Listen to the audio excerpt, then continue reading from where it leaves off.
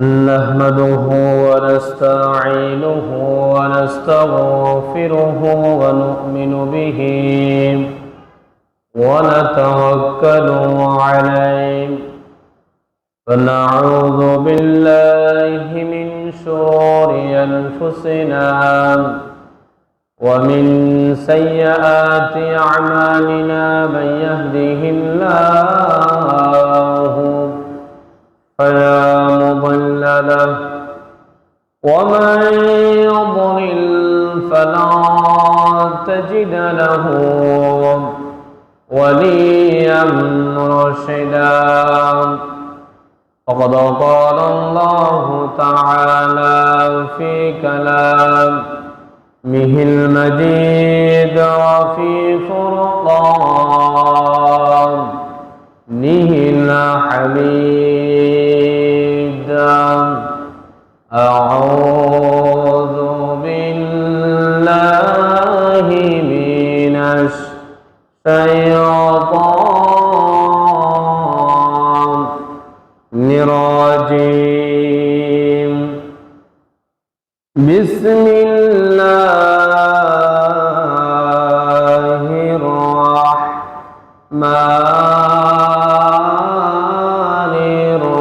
الرحيم إن الله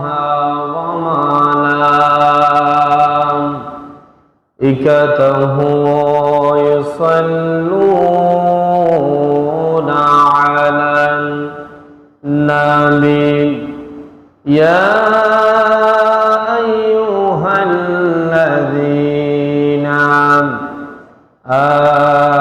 آمنوا صلوا عليه وسلموا تسليما اللهم سيدنا مولانا محمد وعلى آل سيدنا مولانا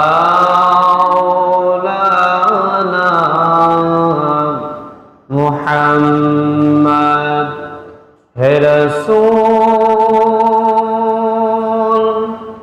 তুমি যে আমার হৃদয় বাগে বুলবুল তোমার প্রেমে নিগড় ছোঁয়ায় তাই তো হয়েছি বেকুল হৃদয় বাগে বুলবুল আল্লাহুম্মা সাল্লি আলা সাইয়্যিদিনা মাওলানা মুহাম্মদ ওয়া আলা আলি সাইয়্যিদিনা مولانا محمد بلغ العلا بكماله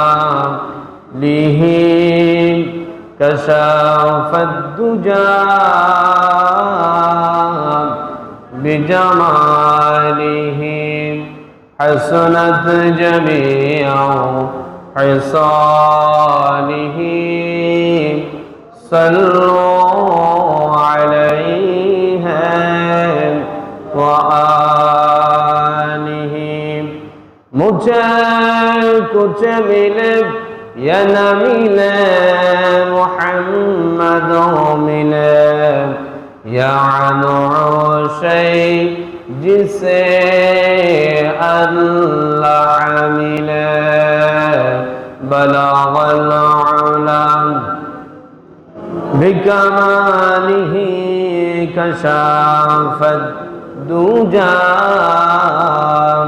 بجماله حسنت جميع خصاله صلوا عليه وآله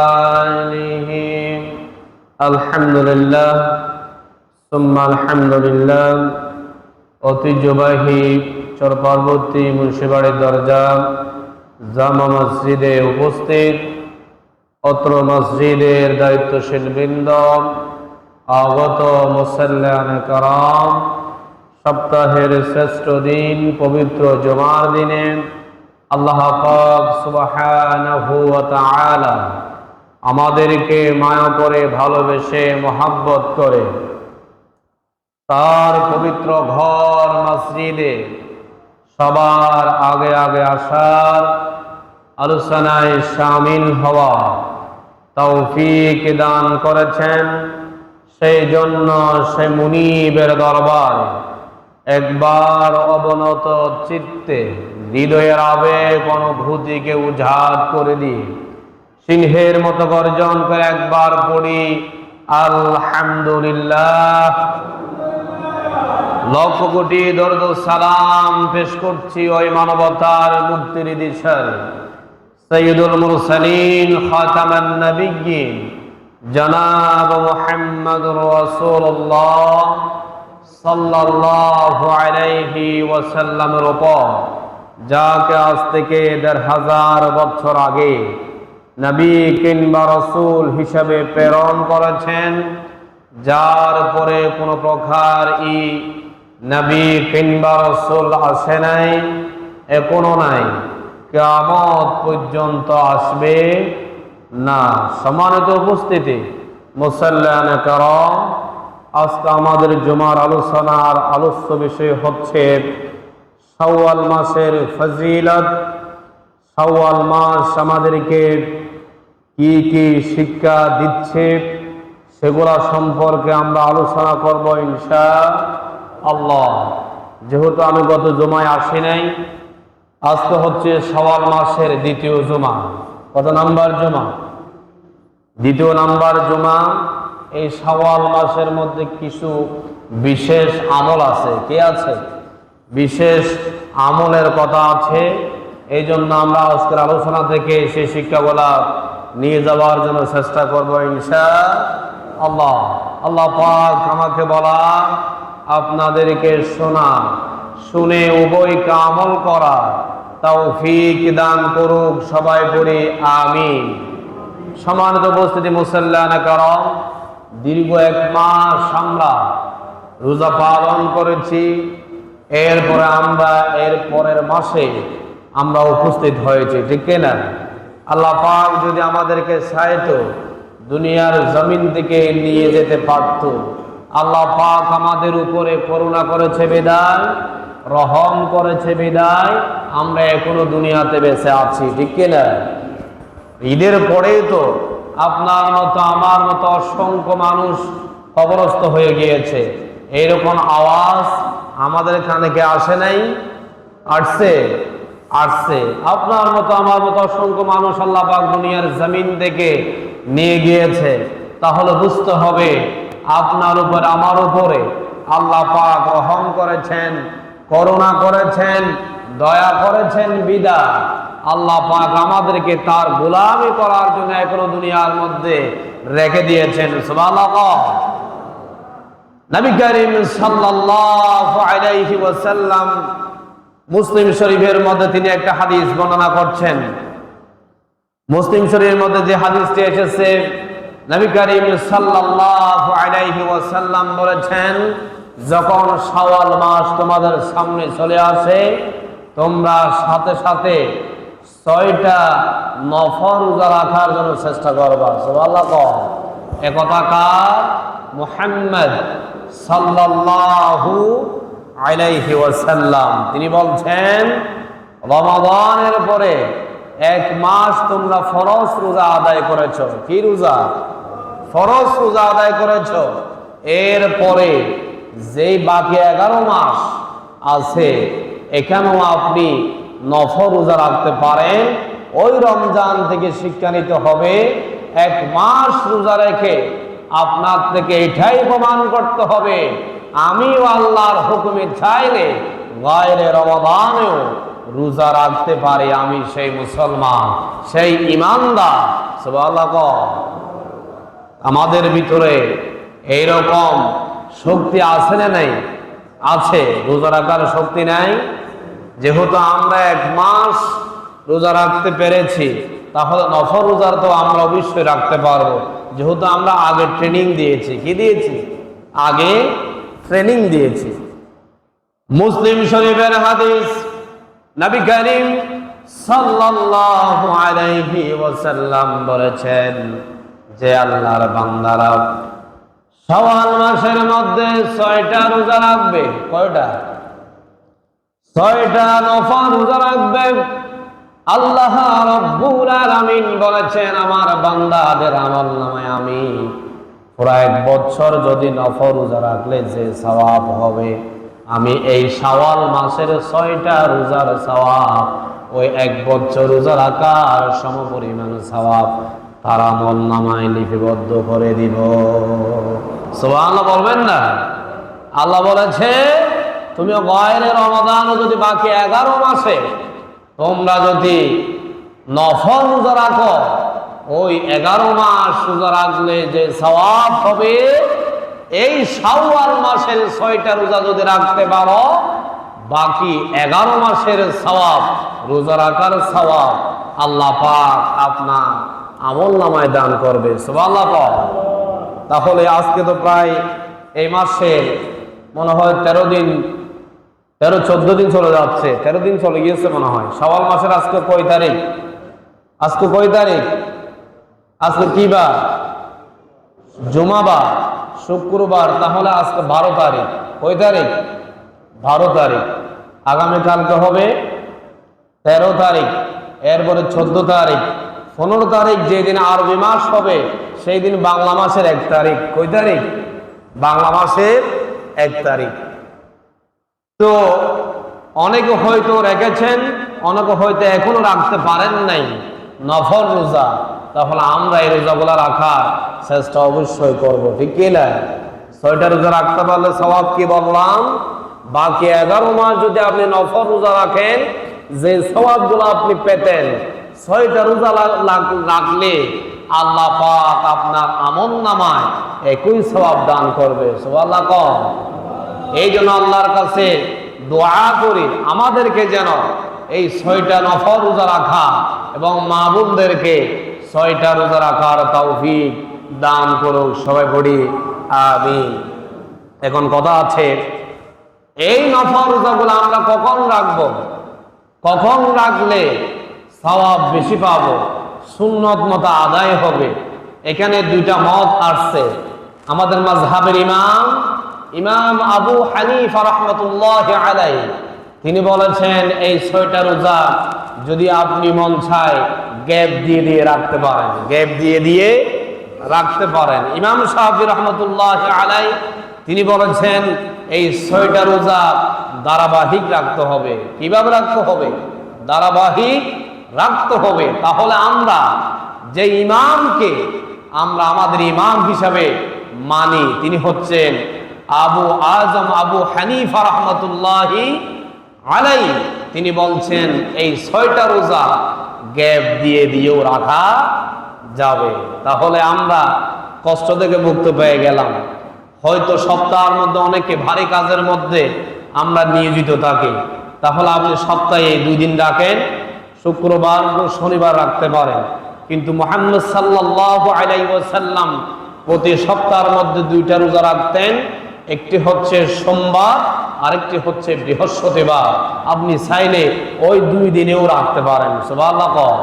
আর রাসূল সাল্লাল্লাহু আলাইহি ওয়াসাল্লাম মাসের মধ্যে 3টা নফল রোজা রাখতেন, 13 তারিখ, 14 তারিখ, 15 তারিখ। এই মন চাইলে ওই 13 তারিখ, 14 তারিখ, 15 তারিখও আপনি নফল রোজাগুলো রাখতে পারেন, যেহেতু ওই নফল রোজাগুলো রেখেছিলেন মুহাম্মদ সাল্লাল্লাহু আলাইহি ওয়াসাল্লাম। এবার আসেন, কারো কারো রোজা বিভিন্ন কাজে বিভিন্ন সময় উজোর থাকার কারণে আপনার থেকে ফরজ রোজাগুলা ছুটে গিয়েছে। কি গিয়েছে? ফরজ রোজা ছুটে গিয়েছে। এমন মা বোন নাই? আছে। আল্লাহ পাক তাদেরকে একটা অসুস্থতা দিয়েছে, সেই কারণে তাদের থেকেও রমাদানের মধ্যে 5-6টা 7টা রোজা ছুটে যেতে পারে। তাদের জন্য মাসলা হচ্ছে আপনি কি নফল রোজাগুলো আগে রাখবেন নাকি ফরজ রোজাগুলো আগে রাখবেন, কাজা রোজাগুলো? তাহলে এখানে প্রশ্ন হচ্ছে আপনি আগে ফরজ রোজাগুলো রাখবেন। কোন রোজা? ফরজ রোজা যেগুলো আপনার থেকে কাজা হয়েছে ওইগুলো আগে রাখবেন, তার ফলে আপনি নফল রোজা রাখবেন। এই নফল রোজা রাখতে পারলে সওয়াব, রাখতে না পারলে কোনো ধরনের গুনাহ হবে না, সওয়াব থেকে আপনি বঞ্চিত হবেন। এই জন্য আমাদেরকে আল্লাহ পাক এই 6টা রোজা রাখা তৌফিক দান করুক। সবাই পড়ি আমিন। সম্মানিত উপস্থিতি, মৌলিকভাবে আমাদেরকে এই রমাদান 5টা শিক্ষা দিয়ে গিয়েছে। কয়টা? 5টা। একটা একটা আমি আলোচনা করব, আমাদেরকে আলোচনাগুলা অনুধাবন করার তৌফিক দান করুক। সবাই পড়ে আমিন। 1 নাম্বার হচ্ছে রমাদান মাসে আমাদের নফসকে আমরা কুপ্রবৃত্তি থেকে, খারাপ কাজ থেকে আমরা বিরত রেখেছিলাম। সুবহানাল্লাহ। যখন 1 মাস আমরা রোজা রেখেছিলাম, খারাপ কাজ, বিভিন্ন কোরআন হাদিস যেগুলো আপনাকে সাপোর্ট করে না, এরকম কাজ থেকে আমরা বিরত রেখেছিলাম। আপনি রমজান মাসের মধ্যে 1 মাস আপনি খারাপ কাজ থেকে বিরত থেকেছিলেন, খারাপ কাজ থেকে, অবৈধ কাজ থেকে আপনি বিরত থেকেছিলেন। গয়রে রমাদান, ওই রমজান থেকে আমাদেরকে শিক্ষা নিতে হবে আমাদের নফসকে। রমাদান মাসের মধ্যে যেভাবে আমরা ধৈর্য ধারণ করে, যেভাবে আমরা হেফাজত করেছিলাম, গয়রে বাকি 11 মাসেও আমাদেরকে ওইভাবে নফসকে হেফাজত রাখতে হবে। সুবহানাল্লাহ। আমরা রমাদান মাসে রোজা রেখে আমরা কেউ খারাপ সম্পর্ক করি নাই, খারাপ কাজে যাই নাই, জেনা করি নাই, কিন্তু এখান থেকে শিক্ষা নিতে হবে বাকি 11 মাসেও আমাদের নফসকে আমাদেরকে পাহারা দিয়ে রাখতে হবে। কি দিয়ে রাখতে হবে? পাহারা দিয়ে রাখতে হবে। রমজান মাস এসেছে, আমরা সবাই ভালো হয়ে গিয়েছিলাম, পাপ কাজ থেকে আমরা বিরত থেকেছিলাম। গয়রে রমাদানও যদি আমরা একই পাপের মধ্যে আবারও নিয়োজিত হয়ে যায়, তাহলে তো ওই রমাদান তো পুরো বরবাদ হয়ে যাবে। কি হয়ে যাবে? বরবাদ হয়ে যাবে। আল্লাহ পাক আপনার উপরে যে রাজি খুশি ছিলেন, আপনার এই কাজগুলার কারণে, কর্মকাণ্ড গুলার কারণে আল্লাহ পাক আপনার উপরে অসন্তুষ্ট হয়ে যাবে। আর আস্তে আস্তে আপনার আমলনামা থেকে যে সওয়াবগুলা আপনি কামাই করেছিলেন, এগুলা আস্তে আস্তে বিয়োগ হতে থাকবে। আর আপনার বদ আমলের ওই পাল্লাগুলা আল্লাহ পাক ওই আপনার খারাপ কাজের কারণে সেটা বদ আমল দিয়ে ভারী করে দিবেন। নাউযুবিল্লাহ। বদ আমল দিয়ে কি করে দিবেন? ভারী করে দিবেন। তাহলে 1 মাস কষ্ট সার্থক হলো নাকি বিফলে গেল? বিফলে গেল। এই জন্য আমাদের নফসকে এখনো পাহারা দিতে হবে। এখনো কি দিতে হবে? পাহারা দিতে হবে।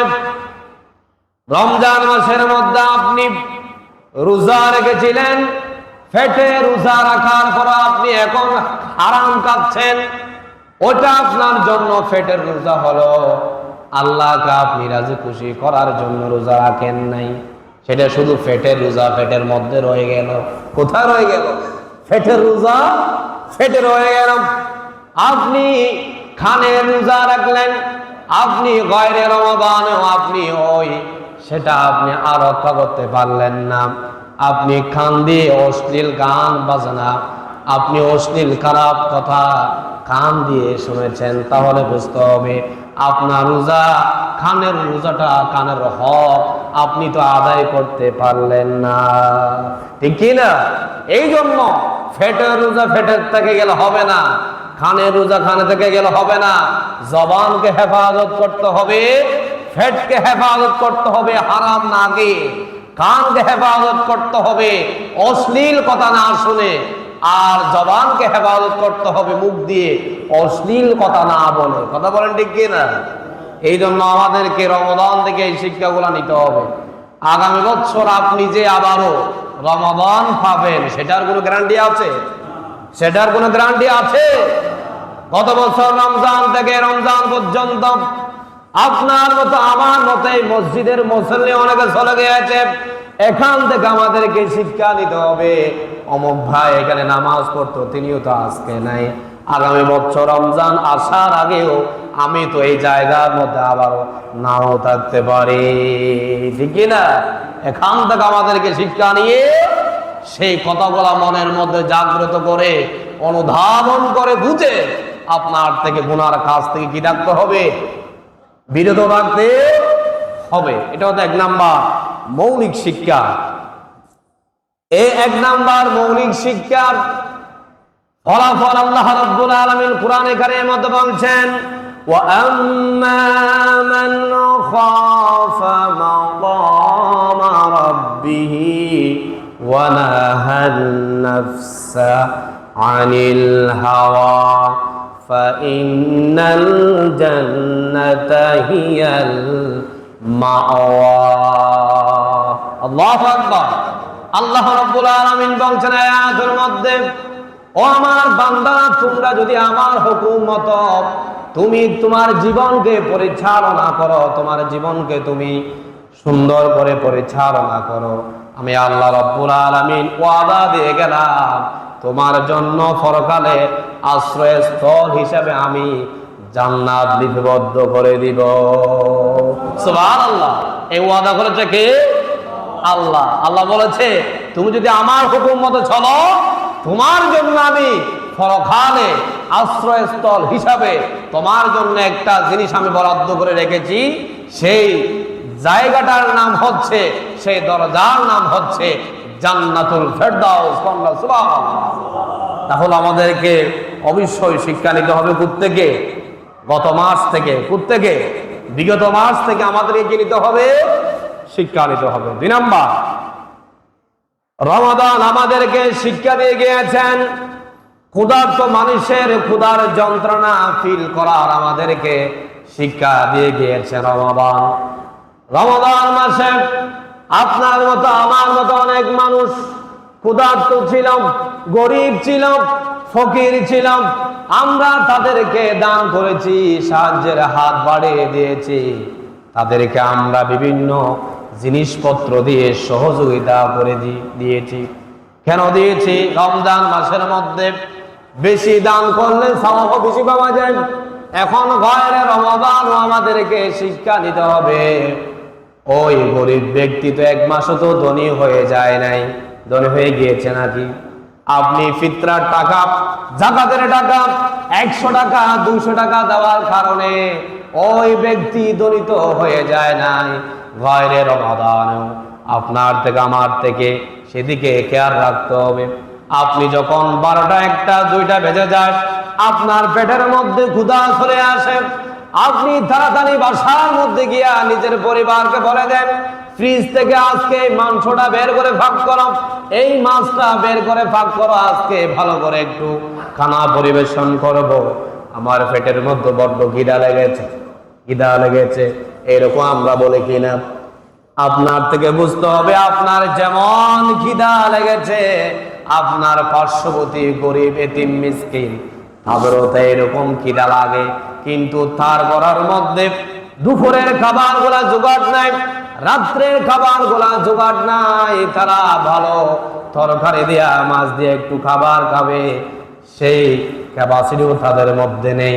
আমাদের থেকে এটা ফিল করতে হবে, রমজান মাসে আমরা ক্ষুধার্ত মানুষকে খাবার দিয়েছি, গয়রে রমাদানও আমাদের থেকে ওই মানুষগুলাকে যারা ক্ষুধার যন্ত্রণায় বিপদে পড়ে আছে তাদেরকে আমরা তাদের কাছে সাহায্যের হাত বাড়িয়ে দেওয়ার জন্য চেষ্টা করব।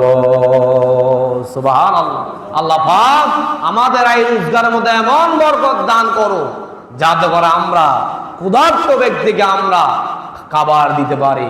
আল্লাহ পাক যেন আমাদেরকে বড় টাকাওয়ালা পয়সাওয়ালা বানিয়ে আমরা যেন গরিবদের মাঝে সাহায্যের হাত বাড়িয়ে দিতে পারি, সেই তৌফিক আমাদেরকে আল্লাহ পাক দান করুক। সবাই পড়ে আমিন। নবী করিম সাল্লাল্লাহু আলাইহি ওয়াসাল্লাম তিনিও ছিলেন অনেক গরিব লোক ছিলেন। আমার আপনার নবী কি ধনী লোক ছিলেন না, এই গরিব লোক ছিলেন? তিনি অনেক একেবারে এতিম ব্যক্তি ছিলেন। ছোট থাকতেও তার আব্বা আম্মা দুনিয়ার জমিন থেকে বিদায় হয়ে গিয়েছিলেন। তিনি গরিব এবং এতিম মিসকিনদেরকে বেশি ভালোবাসেন। তিনি কে? মুহাম্মদ সাল্লাল্লাহু আলাইহি ওয়াসাল্লাম। ওখান থেকে আমাদেরকে শিক্ষা নিতে হবে। আপনার আমার নবী তো গরিব ছিলেন, এতিম ছিলেন, সেখান থেকে আল্লাহ পাক তাকে একেবারে রাষ্ট্রপ্রধান বানিয়ে দিয়েছেন। সুবহানাল্লাহ। তাহলে এখান থেকে আমাদেরকে শিক্ষা নিতে হবে, উনি যেমন গরিব ছিলেন, আল্লাহ পাক গরিব ব্যক্তিকে হঠাৎ ধনী বানাতে 2 সেকেন্ডও লাগে না। সুবহানাল্লাহ বলবেন না? আল্লাহ রাব্বুল আলামিন কোরআনে কারীমের মধ্যে বলেছেন, ফি জান্নাতিন ইয়াতাসাআলুন আনিল মুজরিমিনা মা সালাকাকুম ফি সাফার। একদল ব্যক্তি জাহান্নামের দিকে নিয়ে যাচ্ছে ব্যক্তিদেরকে। ফেরেশতারা কারা? ফেরেশতারা জাহান্নামের দিকে নিয়ে যাচ্ছে। তখন ফেরেশতারা ওই ব্যক্তিদের থেকে জিজ্ঞেস করেছে, তোমরা জাহান্নামের দিকে কেন যাচ্ছ? তোমাদের অপরাধ কি? তোমাদের কি কি অপরাধ কি? জাহান্নামের দিকে তোমরা কেন যাচ্ছ?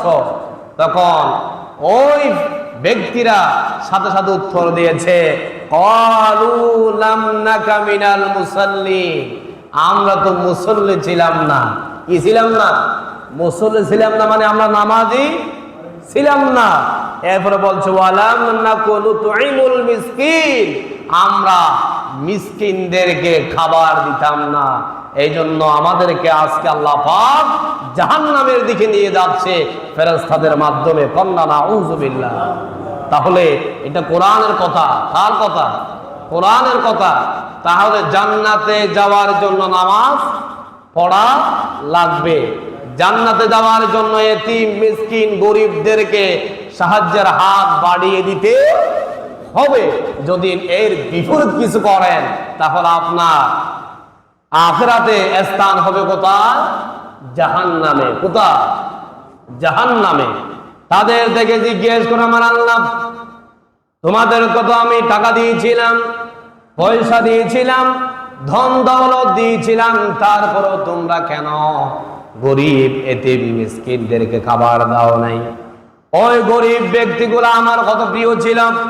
ওই গরিব ব্যক্তিদেরকে তোমরা যদি খানা দিতা, তাদেরকে তোমরা যদি টাকা দিয়া পয়সা দিয়া সাহায্য করতাম, তাহলে স্বয়ং আমি আল্লাহ রব্বুল আলামিনকে খাবার দিতা। সেটা তোমাদের যদি ফিল না হয়, আমি আল্লাহ রব্বুল আলামিন ফিল করতাম। সুবহানাল্লাহ।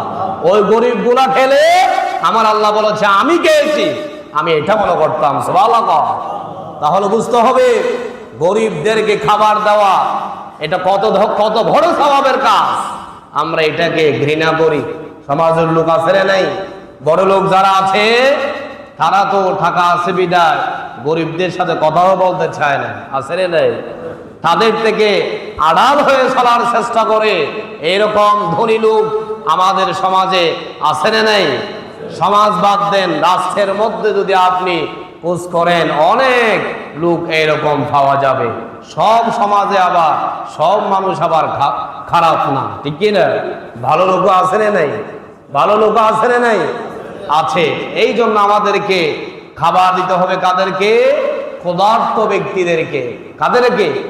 ক্ষুধার্ত ব্যক্তিদেরকে আমাদেরকে খাবার দিতে হবে। টাকা দিয়ে পারেন, পয়সা দিয়ে পারেন, যা দিয়ে পারেন সাহায্যের হাত বাড়িয়ে দিতে হবে। 3 নাম্বার, সিয়াম আমাদেরকে মানুষকে খাবার খাওয়ানোর উৎসাহ দেয়। একটু আগেই তো বলেছি, রমাদান মাসে আমরা আলোচনা করেছি, একটা মানুষকে যদি আপনি ইফতার করান, আপনি একটা পূর্ণ একটা রোজার সওয়াব আপনার আমলনামায় দান করা হবে। এটা আমরা কি দিয়েছি? হাদিসটা বলেছি, আপনারা উৎসাহ পেয়েছেন।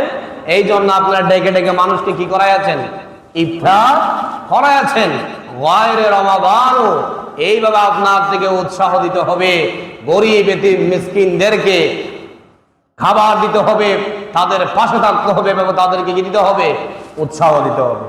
এরপরে 4 নাম্বার হলো সিয়াম আমাদেরকে সুন্দর আচরণের শিক্ষা দিয়ে গিয়েছে। রমাদান মাসে আমরা খারাপ কথা তো বলি নাই, মানুষের সাথে সুন্দর আচরণ করেছি, সুন্দর কথা বলেছি। গায়রে রমাদানও যেন এই আচরণে আমাদের জবান দেয়া যেন খারাপ কথাগুলা বের না হয়, সেই আমাদেরকে সেই কৌশল অবলম্বন করতে হবে।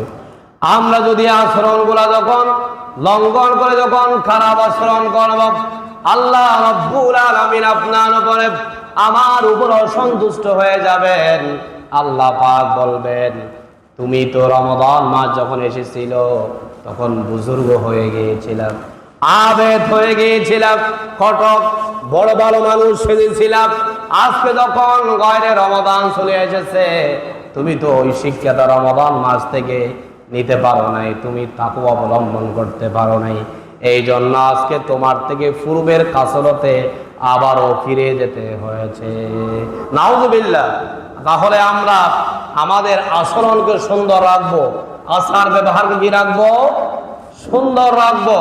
রমাদান মাসে আমরা যেভাবে সুন্দরভাবে কথা বলেছি, সুন্দরভাবে আমরা মানুষের সাথে ভালোবাসা বিনিময় করেছি, কারোর সাথে ঝগড়া বিবাদ করি নাই, কাঁধে কাঁধ মিলিয়ে আমরা সবাই একত্রিত হয়ে নামাজ পড়েছি, দোয়া পড়েছি, আমরা সবাই এক জায়গায় বসে সুন্দর পরামর্শ করেছি।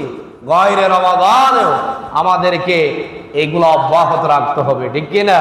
শুধু রমাদান মাসে সুন্দর আচরণ করার পরে এরপর আপনি আবারও যদি আগের চরিত্রে ফিরে যান, বুঝতে হবে আপনার ভিতরে আল্লাহর ভয় পূর্ণাঙ্গভাবে আপনি হাসিল করতে পারেন নাই। নাউজুবিল্লাহ। তাহলে নামাজ এবং রোজা রাখলেই আপনি জান্নাতি হবেন, আপনি মুমিন হয়ে যাবেন সেটা নয়। আপনার ভিতরে থাকতে হবে তাকওয়া। আপনার থাকতে হবে কি? তাকওয়া। তাকওয়ায় ভরপুর থাকতে হবে। আমি অনেকবার বলেছি, এই তাকওয়া মসজিদে বললে শুধু মসজিদের ভিতরে সীমাবদ্ধ করলে হবে না, আপনার পারিবারিক ব্যক্তিগত জীবন থেকে শুরু করে একেবারে রাষ্ট্র জীবন পর্যন্ত আপনার থেকে তাকওয়া অবলম্বন করতে হবে, ঠিক কিনা? অনেক মানুষ আছে এই তাকওয়া কখন থাকে? যখন তার কাছে টাকা থাকে না, যখন সে গরিব, তার পাশে দাঁড়ানোর জন্য কোনো লোককে পাওয়া যায় না, সেই এতিমের মতো হয়ে থাকে, তখন সে আল্লাহকে ভয় করে। যখন তার কাছে একটু ক্ষমতা আসে, যখন একটু টাকা হয়ে যায়, পয়সা হয়ে যায়, তখন অহংকার চলে আসে। এরকম লোক আছে না নাই? আছে। এই জন্য আমাদেরকে পারিবারিক ব্যক্তিগত জীবন থেকে শুরু করে একেবারে রাষ্ট্রীয় জীবন পর্যন্ত আমাদেরকে তাকওয়া অবলম্বন করতে হবে। তাকওয়া মানে হচ্ছে প্রত্যেকটা কাজে কাকে ভয় করা? আল্লাহকে ভয় করা। কাকে ভয় করা?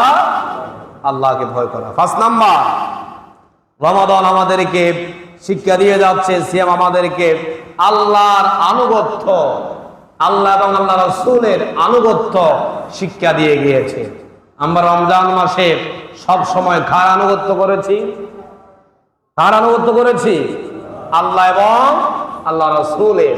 আল্লাহ এবং আল্লাহ রাসূলের আনুগত্য করতে গিয়া আপনি যদি একটু করেও যদি সন্দেহ পোষণ করেন, আপনার ঈমান থাকবে না।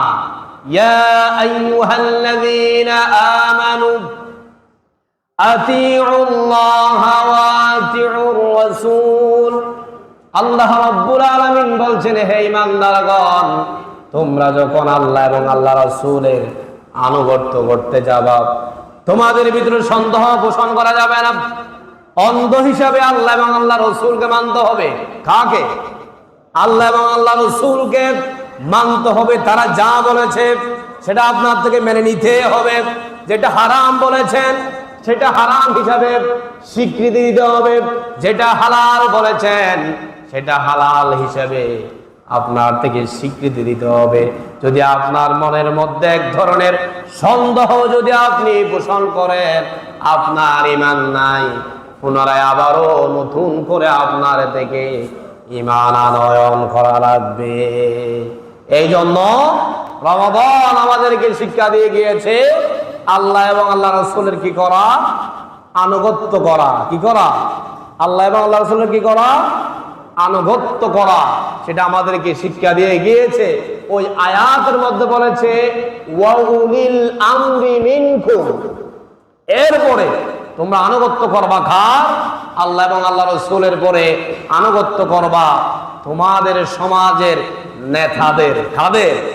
নেতাদের আনুগত্য করার জন্য বলেছে। কিন্তু বলতে গিয়া এখানে একটা কথা ওয়া উলিল আমরি বলেছে, কিন্তু ওয়া উলিল আমরি আল্লাহ এবং আল্লাহ রাসূলের আগে বলা হয় নাই। কেন বলে নাই?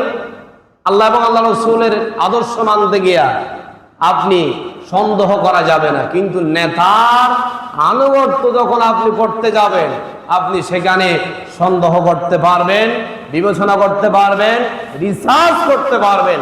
কার ব্যাপারে? নেতার ব্যাপারে। কার ব্যাপারে? নেতার ব্যাপারে। ওই নেতা যদি আপনাকে জাহান্নামের দিকে নিয়ে যায়, আপনি কি জাহান্নামে যাবেন? নেতা যদি জাহান্নামে যায়, আমি কি জাহান্নামে যাব? এই জন্য আল্লাহ পাক বলেছে ওয়া উলিল আমরি মিনকুম, নেতার আনুগত্য করতে গিয়া একটু ভেবে চিন্তে করে তুমি নেতার আনুগত্য করবা। ওই নেতা যদি আপনাকে নিয়ে যায় নামাজ থেকে দূরে সরাতে চায়, ওই নেতার আনুগত্য আমরা করব না।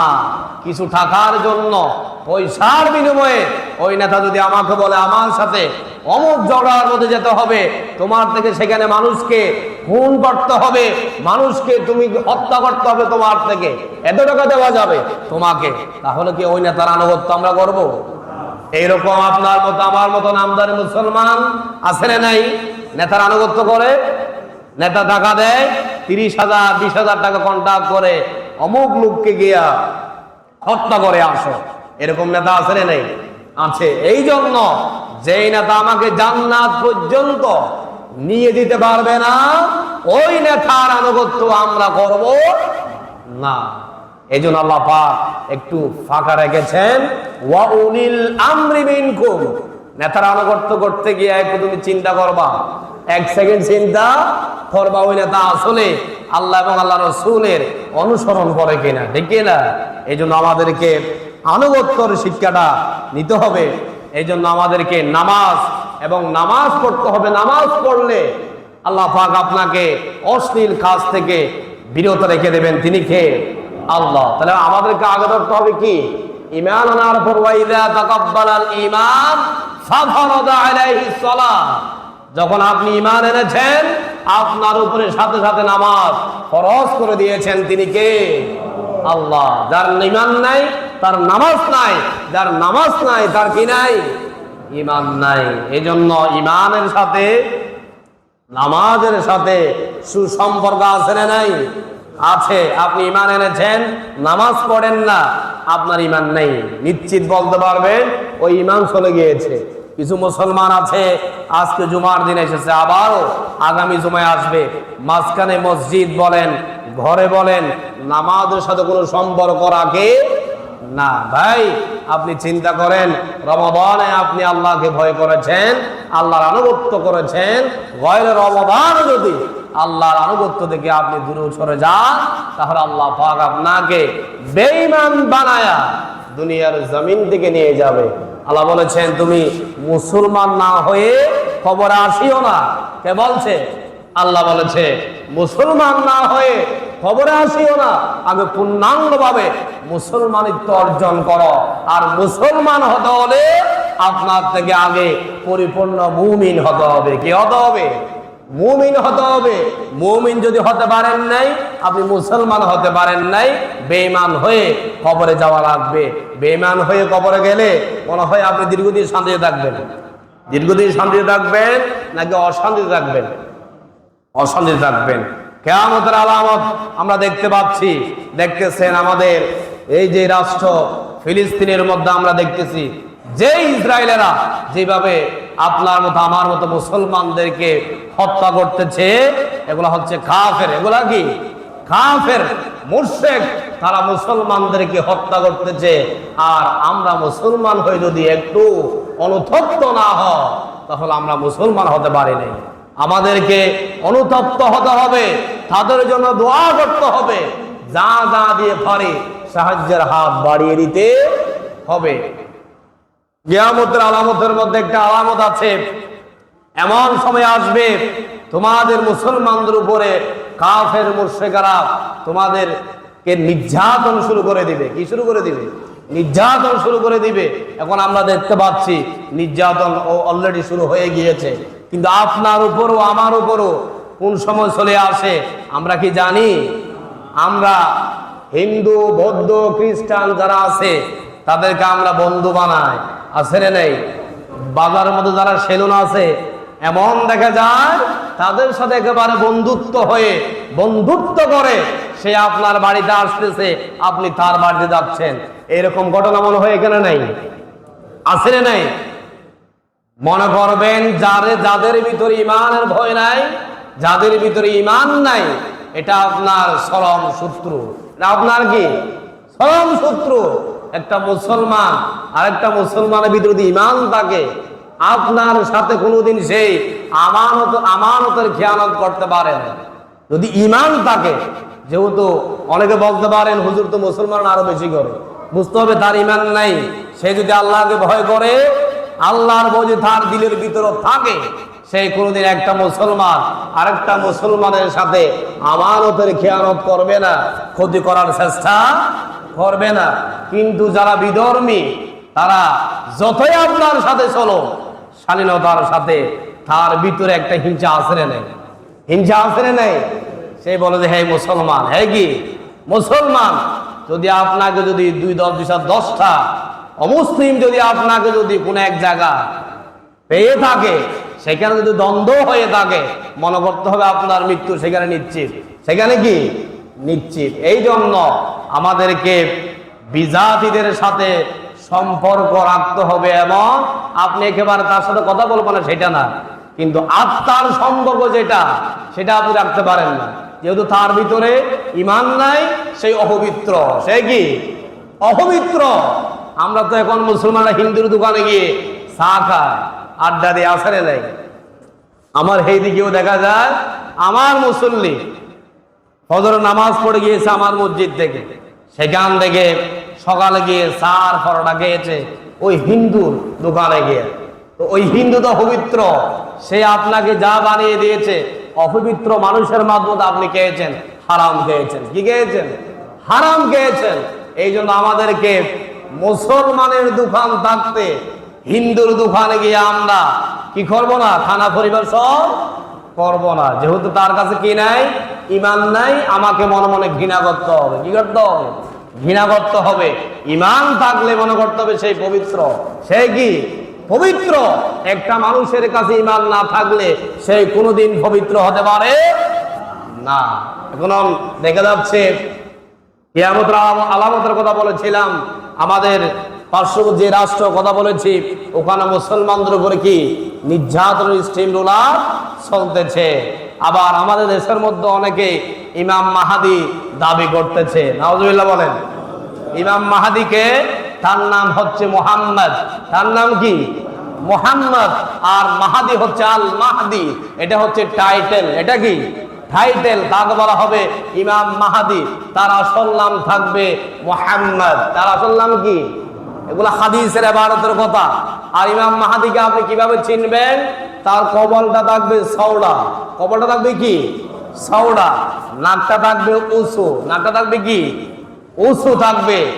আর তার বাপের নাম থাকবে আব্দুল্লাহ, মায়ের নাম থাকবে আমেনা। মায়ের নাম কি থাকবে? রাসূল সাল্লাল্লাহু আলাইহি ইসলামের বংশের যে পরিচয়, ওই ব্যক্তির প্রত্যেকটা বংশের চাচাদের, বাবাদের, মায়েদের নাম থাকবে একই। সেই হবে ইমাম মাহাদি। সুবহানাল্লাহ। তাহলে ইমাম মাহাদি যে হলো কেউ যদি দাবি করে, আমরা কি মানব? ইমাম মাহাদি দাবি করে, আপনার ইমানটাও তো খেড়ে নিতে পারে, ঠিক কি না? এই জন্য আমাদেরকে বুঝতে হবে তার নাম কি, তার পরিবারের নাম কি, তার মায়ের নাম কি, বাবার নাম কি, সেগুলা জানতে হবে।